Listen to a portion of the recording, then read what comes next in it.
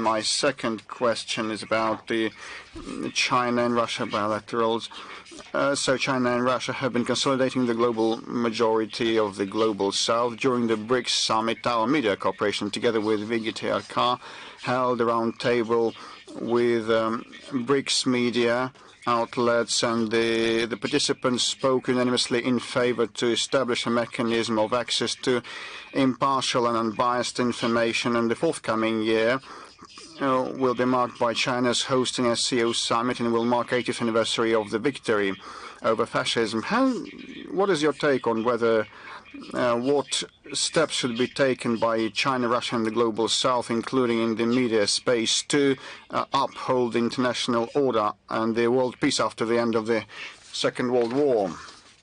Thank you very much. With respect to the methods applied by our Western colleagues in international settings, well, we could fret a lot, but this is useless because political decisions have been made to alienate and isolate Russia in all respects. And crazy requirements are set forth that other countries should not have meetings with Russian representatives, stop trading, stop receiving them, stop going to Russia, buy more expensive energy, damaging themselves. These are the current methods of the Western diplomacy, boiling down to threats, sanctions, blackmail, and chastising. And Josep Borrell, that stepped down recently as the EU foreign policy representative, has recently stated after his stepping down that the West has not been able to isolate Russia. Now he is not bound by the official obligations, and the EU promised to protect Kyiv for as long as it took, but nothing is endless. And he also said that China has substituted Europe and G7 in a trade with Russia, but you know, that dawned on him not during the last week, but everybody was aware of that, had been aware of that even before. The Western sanctions are damaging and detrimental to the population of those countries that apply the sanctions. In the US, they recently had a hurricane, and President Biden first paid no heed and then went on site.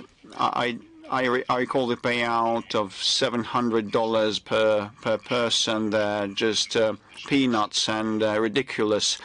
And there were protests, and with this attitude to one's own population, $150+ billion was sent to Ukraine over the past years. In France, they had poor crops yields, and the farmers protested, and the German industry has collapsed altogether.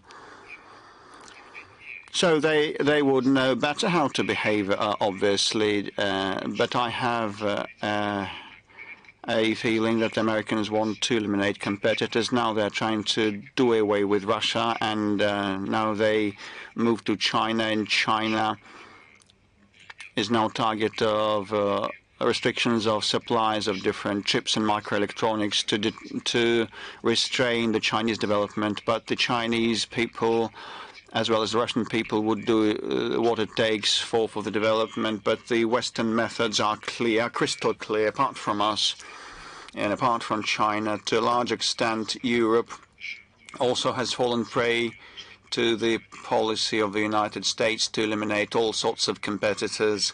So we definitely keep that all in mind, and we repeatedly said that, and we would be ready to talk to all Western representatives that want equal and level playing field dialogue, and want to seek the balance of interests in confidential manner. These are Hungary, Slovakia, and other EU members. More and more of them just start asking for confidential meetings and talks, but openly very few of them volunteer. And there is the discipline of the rod in the EU. Kai Kallas, the new foreign policy representatives of of the EU has been telling the members how to behave. Let's look how it plays out. And the European bureaucracy is now compared to the more rigid Soviet bureaucracy. So I'm not sure whether she will be able to persuade them, and the bureaucracy will be able to persuade the members that they know better what the member states need. With respect to our relations, we are aware that Russia and China, and it is recognized far and wide, constitute a stabilizing factor for the international affairs. As an instance of the positive impact of ours on the international situation, I would cite BRICS interaction and countries representing different continents, civilizations, creeds and cultures interact under that umbrella. And all of that is embedded smoothly into the accords approved regularly by BRICS members, and that cover different areas, all the areas, politics, economy, culture, military and defense sphere, education, and all the spheres of human life. The popularity of BRICS is immense and enormous. Delegation of 35 nations attended the BRICS summit in Kazan, and 6 multilateral international organizations attended, including the UN Secretary General, and that speaks of the high cloud of BRICS, and that the fact that the interest to pursue a rapprochement with BRICS by another international entities is growing, and all those stakeholders pursue independent policies in foreign scene, and a multipolar world would be impossible, I'm convinced, without establishing closer ties between these groups of integration that don't have the leaders and the led ones, that don't give orders that are mandatory as in NATO or the EU. So a multipolar world definitely would take for granted that the Western colleagues also participate without a doubt. But how can they position themselves, whether they will get through that psychological loss of domination that they enjoyed for half a century? All of that depends on their political culture and their real sound understanding of their place in this real life, and their ability to act accordingly in accordance to their new situation. And they should respect the achievements, legitimate requirements and achievements of other nations, including BRICS members. With respect to the mass media context and media coverage of BRICS countries, we presume that, we should clarify, if I may say so, the good principles of BRICS functioning and operation, with lots of rumors circulating today and fake news circulating today in the West. In order to counter all that, we should act, and they want just to dissuade Global South countries from closer ties with BRICS, those in Asia, Africa, and Latin America. So promotion of media interaction is important to consolidate the positions of BRICS and the Global South in universal structures such as the UN and ASEAN, SCO, and definitely G20 and other formats. In all them formats, I underscore the bundle between Russia and China plays a very important consolidating part for the Global South nations.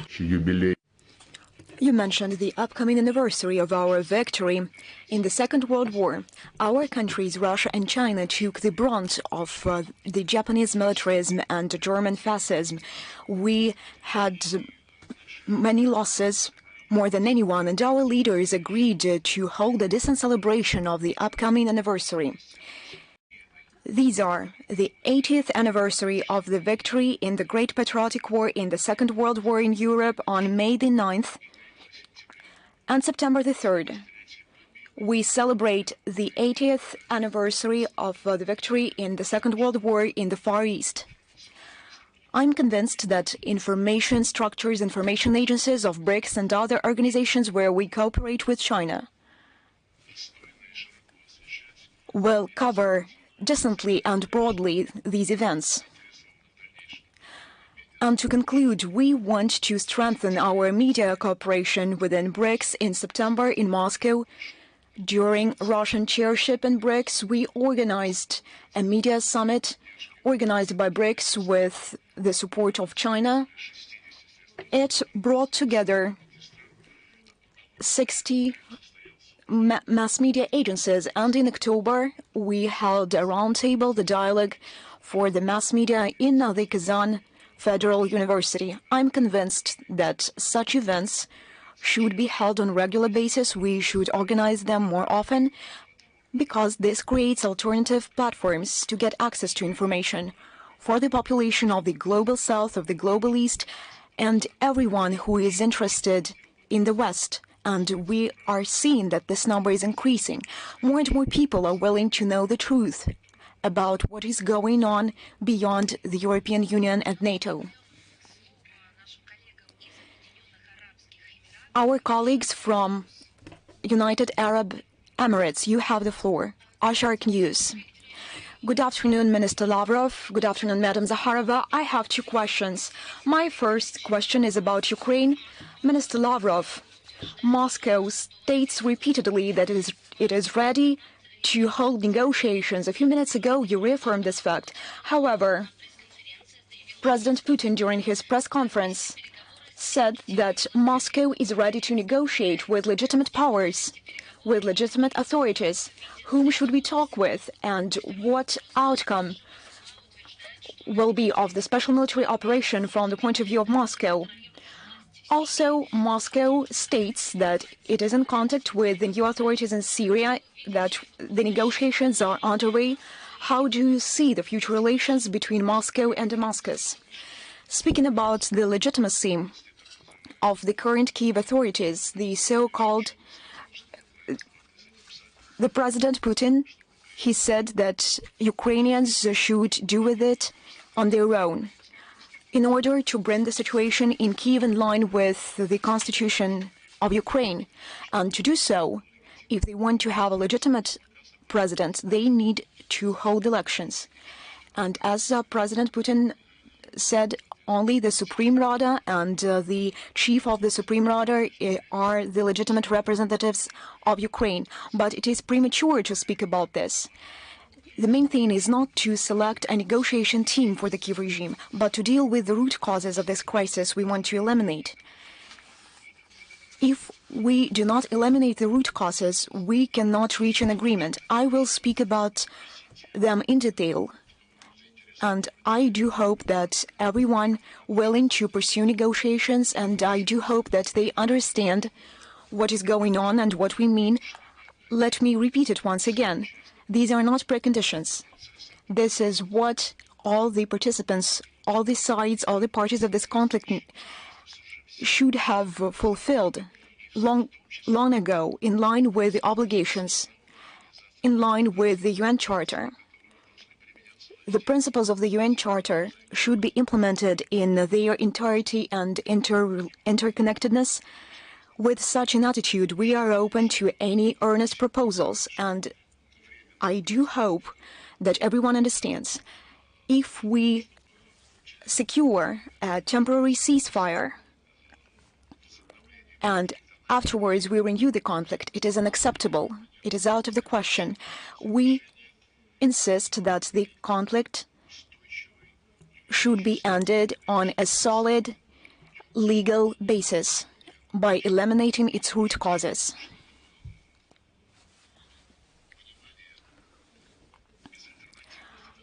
I hope that we will achieve the understanding that this approach has no alternative. We did not recall our diplomats from Syria. Our embassy is still functioning like many other embassies. We are in contact with the new Syrian authorities with the help of our diplomatic mission. First and foremost, we are talking about practical issues which have to do with the security of Russian citizens. and safe functioning, safe working conditions of our embassy. We are open for a dialogue to discuss other issues which are on the agenda of our bilateral relations and the bilateral agenda and the regional agenda as well. As President Putin emphasized, we are open to cooperate with all governmental, non-governmental and political forces. We are in contact, we keep in touch, and this happened long before.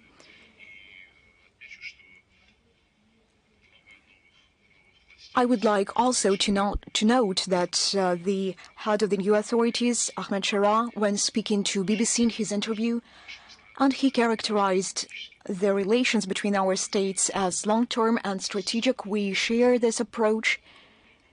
Indeed, we have a lot in common with our Syrian friends. We contributed greatly to the liberation of Syria from colonial dependence.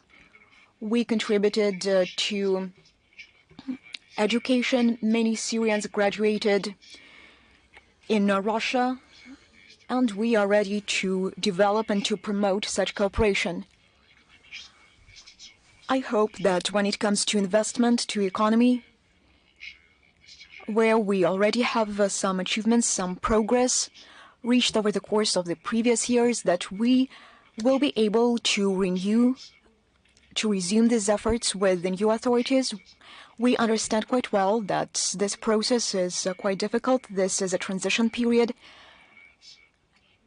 As it was declared, this is the run-up for the election, and before the election campaign will take place, the negotiation process should be implemented. The process should be inclusive, so that all political, ethnical, and religious groups take part in these elections. It's not an easy process, but we are ready to facilitate it, to assist it, also in the framework of the UN Security Council, in the Astana format, where Russia, together with Turkey and Iran, and with the participation of a good number of Arab states, is ready to support the consolidation of all Syrian processes and holding elections so that they are recognized by everyone.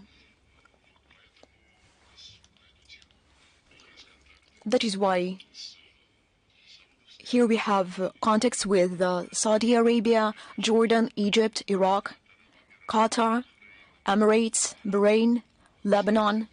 They all are interested to do so, that Syria doesn't follow the fate, doesn't follow the path of the state of Lebanon, when the NATO merely destroyed it.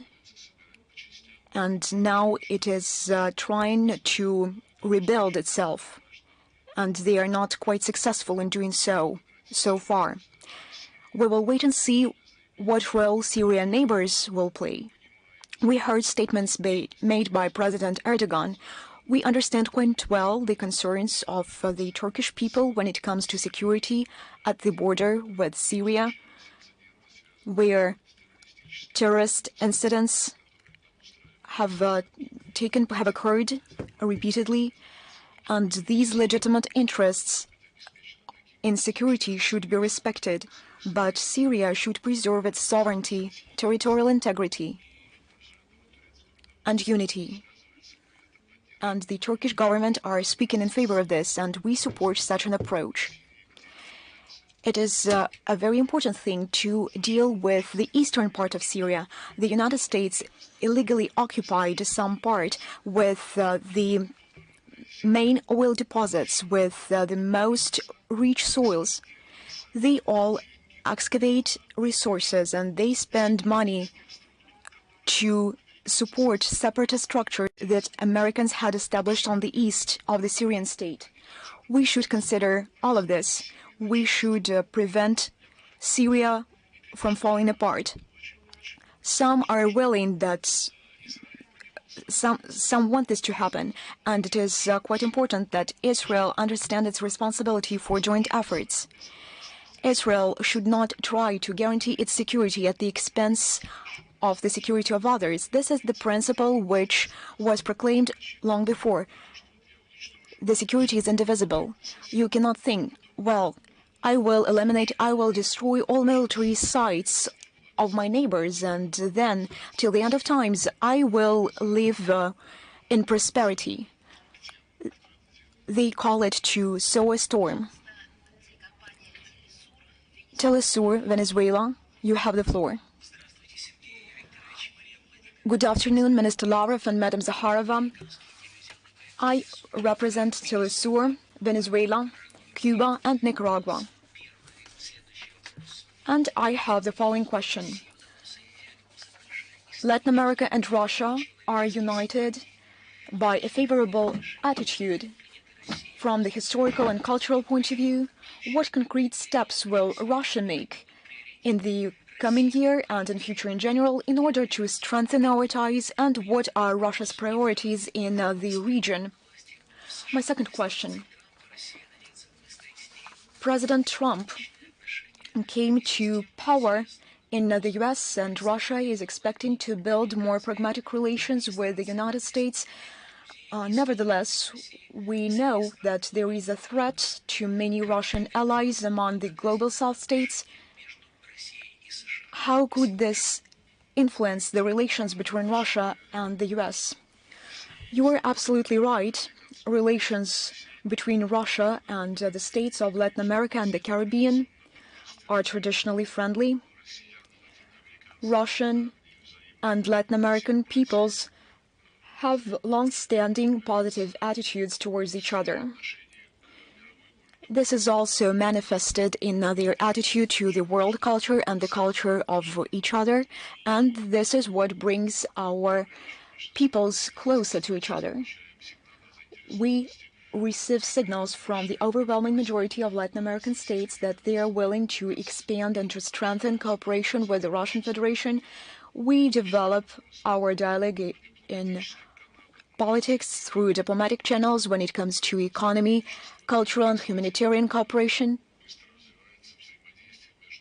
Our cooperation between the regions and municipalities of our states is also developing quite quickly, and we are ready to deepen this cooperation and partnership if Latin American states are willing to do so. Equal rights and mutual benefits, mutual respect, they form the foundation of our relations. There is no ideology, there are no doctrines, be it Monroe Doctrine or any other. But of course, we do pay attention when Biden president during the recent 4 years представителей заявляла, что она озабочена тем, что вот Россия направила делегацию в Никарагуа или направила делегацию в Венесуэлу, и что это создает риски для безопасности Соединенных Штатов. Ну, надо совесть иметь, потому что все прекрасно понимают.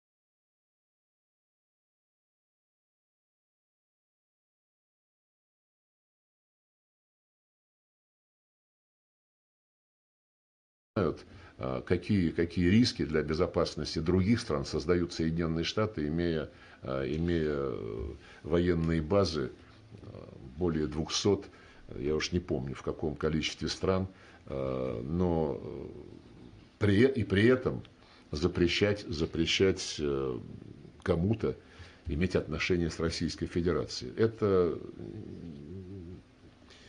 совершенно бесперспективный подход, и надеюсь, что новая администрация в Вашингтоне это осознает.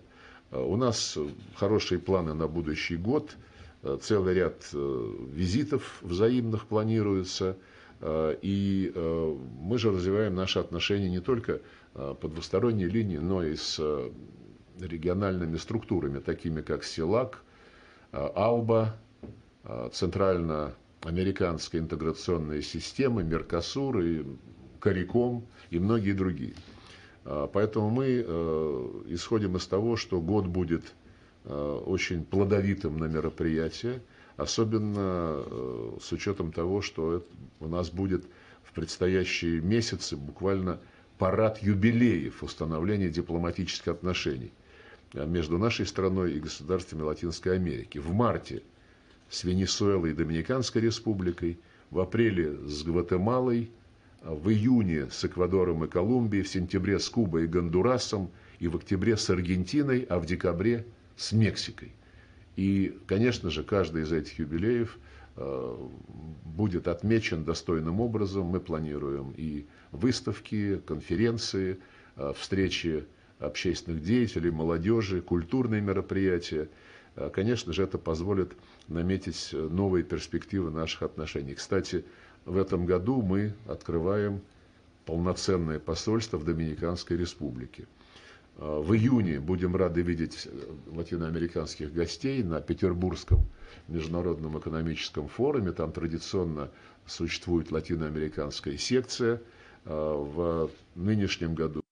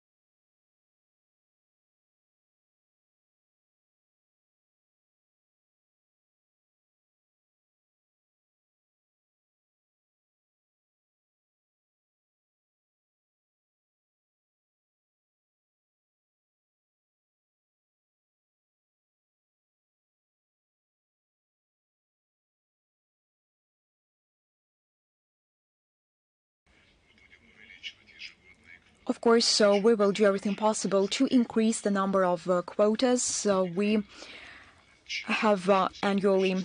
Also, I would like to emphasize that one of the unique traits, one of the unique features of our cooperation is the following.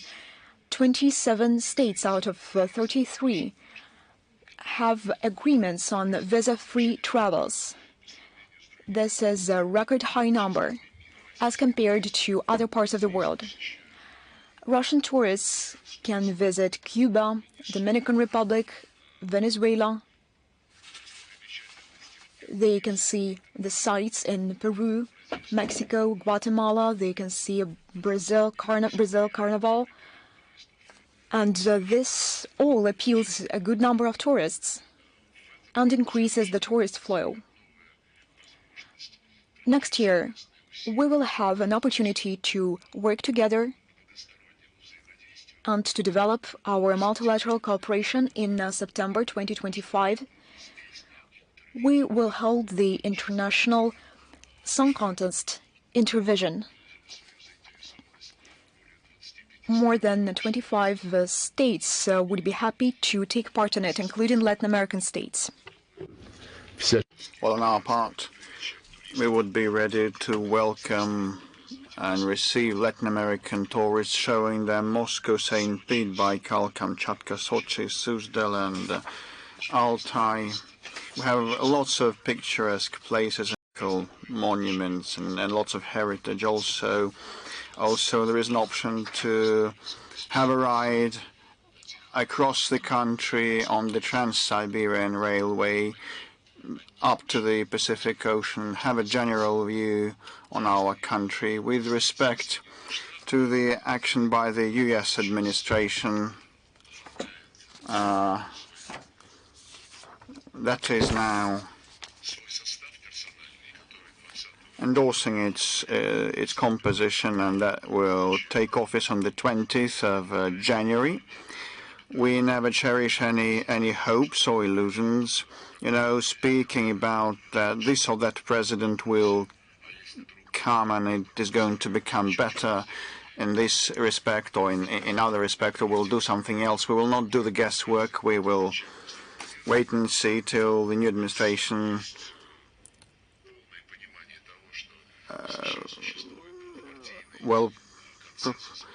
is sure about its policies, is positive about its policies, and sets them forth. We know that there is Russophobic bipartisan consensus in the United States, and irrespective of a party allegiance, the ruling elites will promote and pursue their policies of weakening Russia, being their competitor.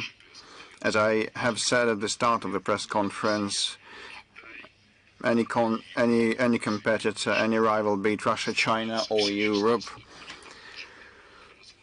the United States wants to weaken them.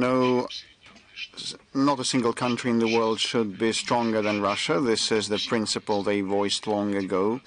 Life is tougher than the declarations and good wishes, but to become aware of the real life, the United States has to go a long way and see how things develop and feel what the realities of the multipolar world is. At this point, Russia is dubbed as the adversary in the doctrines of the United States, and the current administration representatives called it an enemy. It also is dubbed as existential threat, immediate threat, and China is their next challenge. So the United States is quite consistent in what they say, but now we hear signals from the Trump team that they are interested in resuming dialogue, which is sound and normal, absolutely. Even if countries are at loggerheads, maintaining dialogue and getting to know each other's positions is the gist of diplomacy, and diplomats continue their intercourse even during wars. So if the messages that we can hear from the new Washington team to restore the dialogue that was cut off by Washington after the start of a special military operation, if all of that is in earnest, we will respond positively. But the Americans were the ones to sever the dialogue, so the ball is in their course. So if they take into account our legitimate interests in Washington, the dialogue will bear fruits and will not be useless. Otherwise, things will remain as they are. With respect to the threats that you mentioned by the new administration representatives towards global South and East, I mean like raising tariffs and imposing duties and punishing those who move away from the dollar to use other currencies and payment and settlement platforms. Well, this is little wonder. They always want to suppress competitors and gain unilateral benefits. It's nothing new. And they always have been pursuing policies of interfering with the domestic affairs of foreign nations. That has long reflected the methods of Washington. They will pursue in this vein, and one should be ready for that. But I'll say again that real life will compel the United States to have a better understanding of the real developments and trends in this world of today, and they are to become aware that they cannot rely on dictate in international affairs. Okay, and we move to TF1. Gerard Garot will be online with us, but we will not be able to see him, just hear his voice. Hello, I have two questions. Yesterday, on the 25th of December, around a dozen missiles moved towards Ukraine, were sent towards Ukraine, and that happened during Christmas. Don't you think it was something shocking? And my second question, in December, Macron organized a meeting one-on-one between Zelensky and Trump in Paris. Don't you think that the new president-elect will be more supportive of Kyiv than you previously said? Thank you. Well, with respect to the hostilities that are underway during as part of our special military operation, or better, as part of the war that the West, including France, proclaimed against Russia and conducts the war with the hands of the Ukrainian soldiers and regime. Well, I hope that you, representing a French outlet, not only heeded the action by our armed forces on the 25th of December, but you also have been tracking down all that process, and you know the root cause and nociology of the entire situation and where it has been heading. I would not like to take a lot of time talking about that, because repeatedly we spoke that we cannot accept the long-range missiles supplies, including Scalp, ATACMS and Storm Shadow, to the Kyiv regime. We warned that such lethal weapons supplies will only lead to escalation, and that the Kyiv regime cannot abide by the rules of warfare, or combat rules, and probably some of the information is glossed over in Europe, but it is available on our media and social media, on the internet. Daily drone attacks on Western missile attacks against civilian targets are perpetrated, are committed, with casualties among civilians, and they impact ambulance cars and markets and civilian installations and facilities. No one from those in the West supplying arms to the Nazi regime in Kyiv warned the Kyiv regime against breaching the international humanitarian law that grossly. So until this conduct of the Kyiv regime goes on, and it's not only connived, it is guided by the West, including France, we will use our right to respond, but not as the Kyiv regime does at your prompt. We target solely military facilities, the military and defense complex installations, and other targets that have to do with maintaining the army.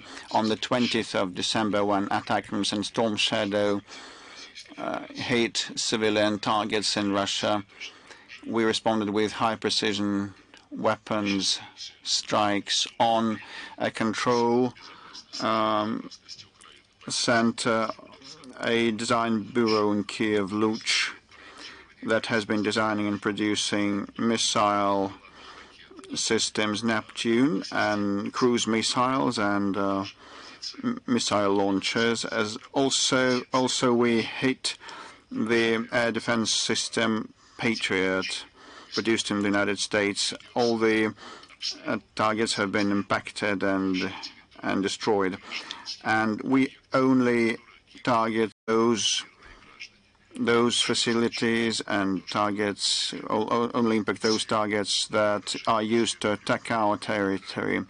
As our president has said, we select targets solely on the basis of them posing a threat to the Russian Federation. These may be defense installations and decision-making centers in Kiev, and the defense sector, also installations. But, you know, hitting the civilian targets is not our habitual practices. These are the habitual practices of the Kiev regime and those supplying them arms to destroy solely civilian infrastructure and civilians. With respect to your second question, you know, we are used to see a great deal of initiatives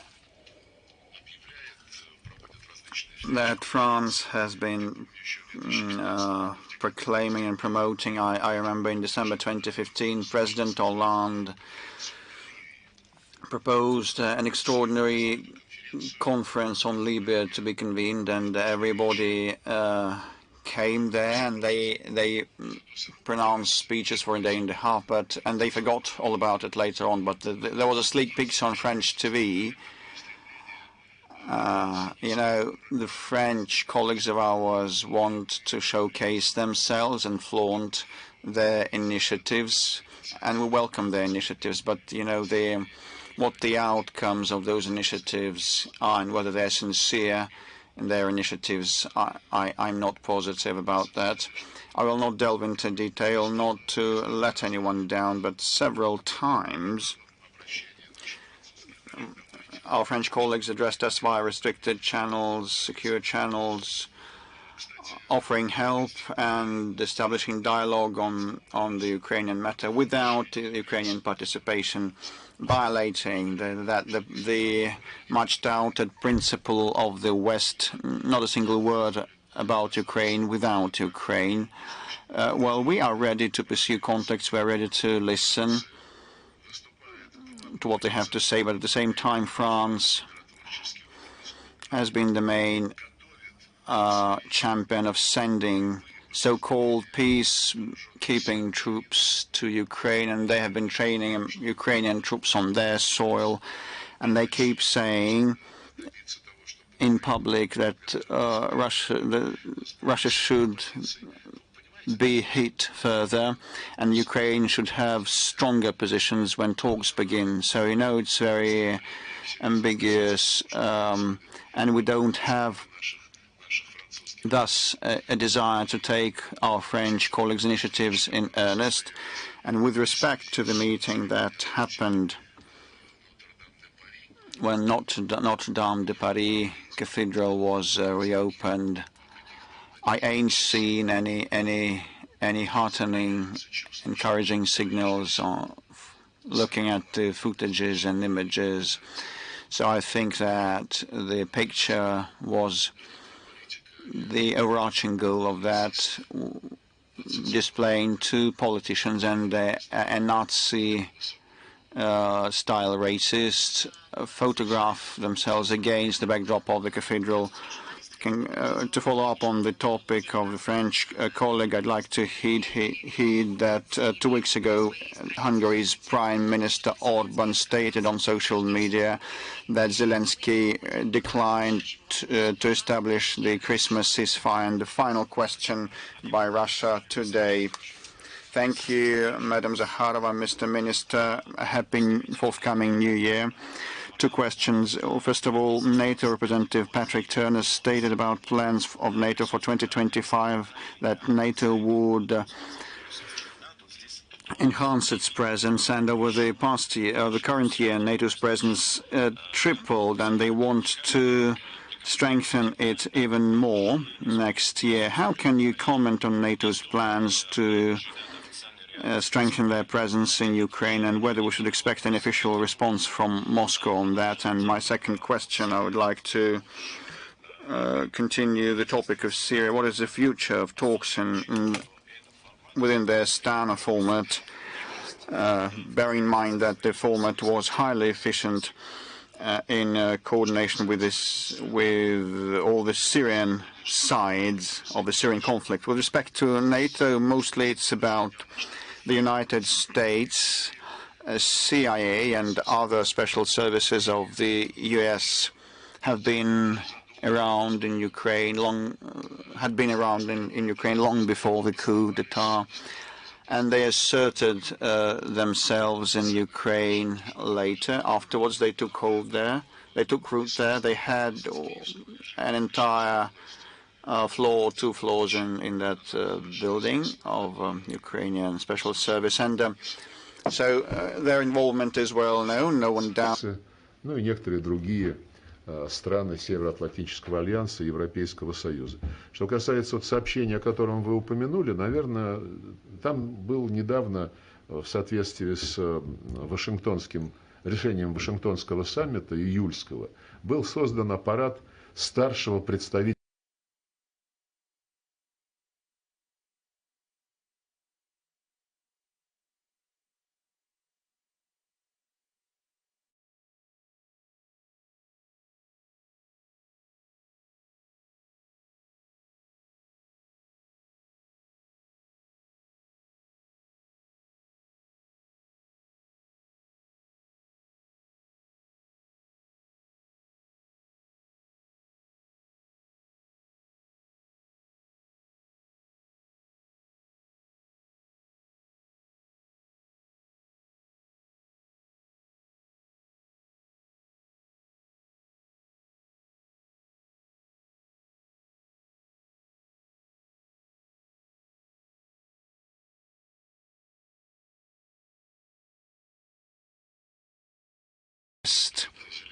would recommend Zelensky to act for the benefit of the West, and they were quite transparent and brazen and outrageously brazen in public calls to lower the draft age. You remember Senator Lindsey Graham? He's still alive. He visited Ukraine and took pictures with Zelensky. So he said that there are lots of riches in Ukraine, including rare earth minerals, and this treasure trove cannot be given into Russian hands, he said.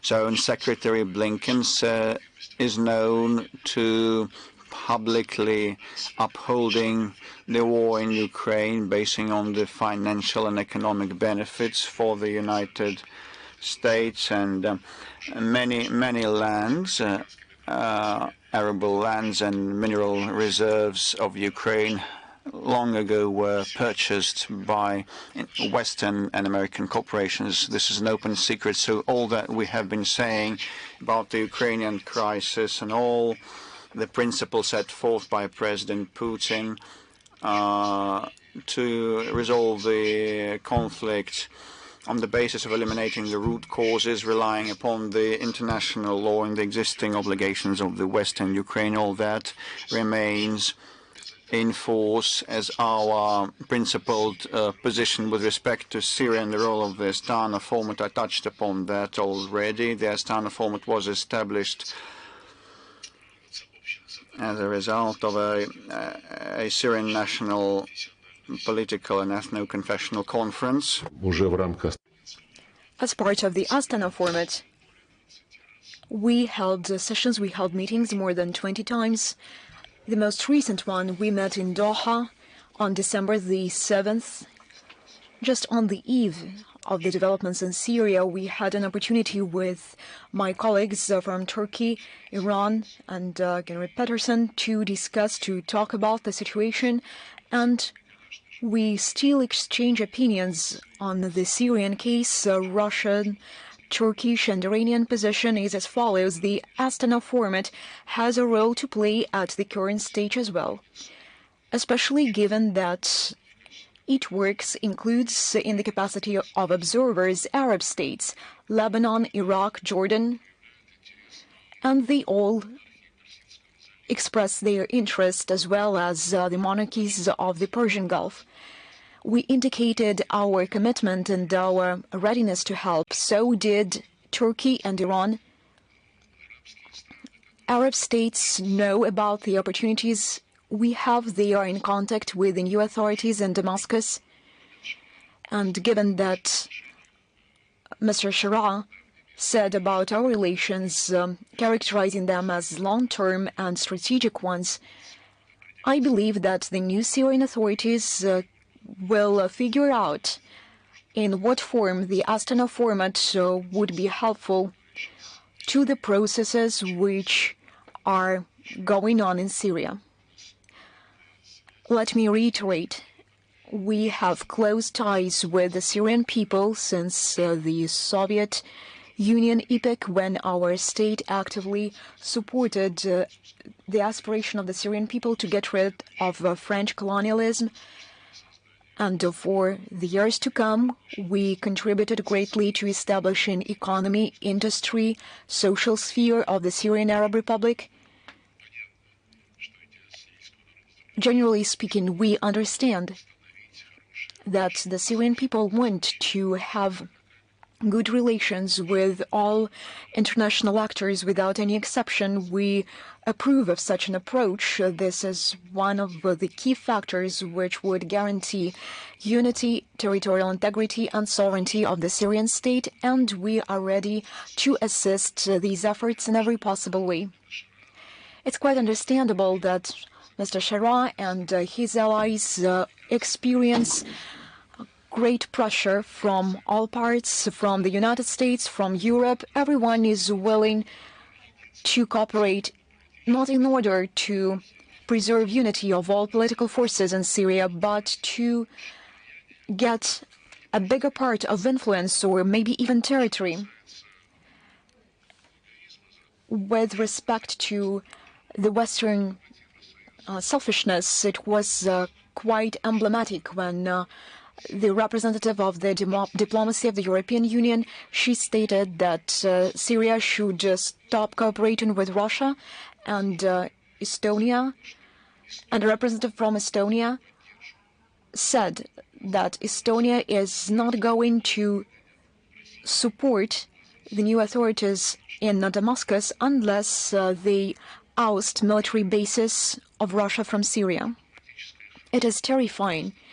This is nothing but diplomatic rudeness, and unfortunately this is becoming a habit. This is also the approach taken by the Ukrainian forces. They insult everyone who is unwilling to support them. Our European colleagues also follow suit. I hope that life will teach them to respect interests of all states without any exception and to abandon their neocolonial habits. We will continue our work. Dear colleagues, thank you very much for participation. This is the end of the interview.